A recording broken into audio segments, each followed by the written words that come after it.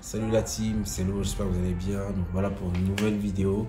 Aujourd'hui, on va essayer d'aborder les points positifs et négatifs d'être un barbeur. On va commencer d'abord par les points négatifs et ensuite on va voir les points positifs du métier.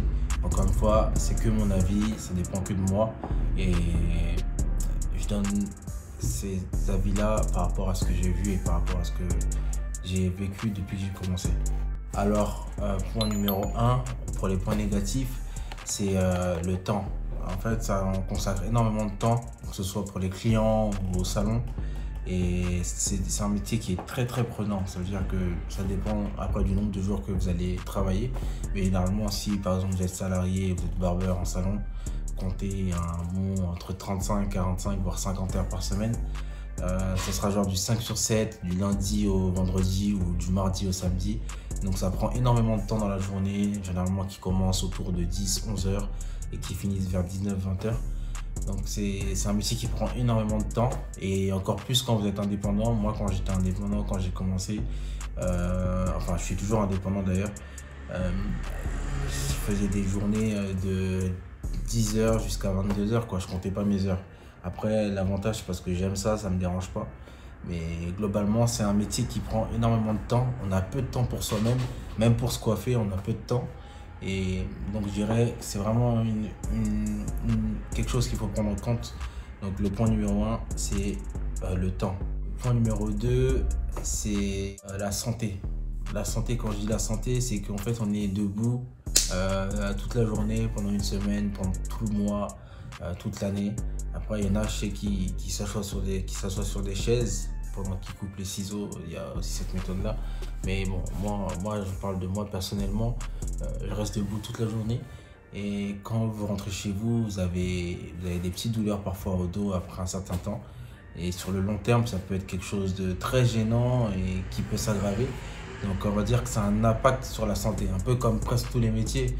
Mais pour celui de barbeur, en tout cas, je trouve qu'au niveau du dos, ça a un impact et qu'on sent certaines douleurs parfois après avoir passé toute la journée debout.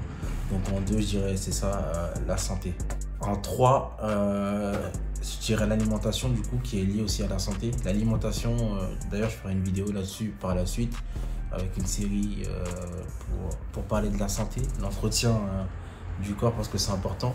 On s'alimente mal dans le sens où les barbeurs, on a peu de temps, comme je le disais dans le point numéro 1. Donc du coup, ça nous pousse à acheter des choses qui sont pas forcément bonnes pour la santé de manière quotidienne, genre les fast-food, les grecs, les petits sandwichs à gauche, à droite.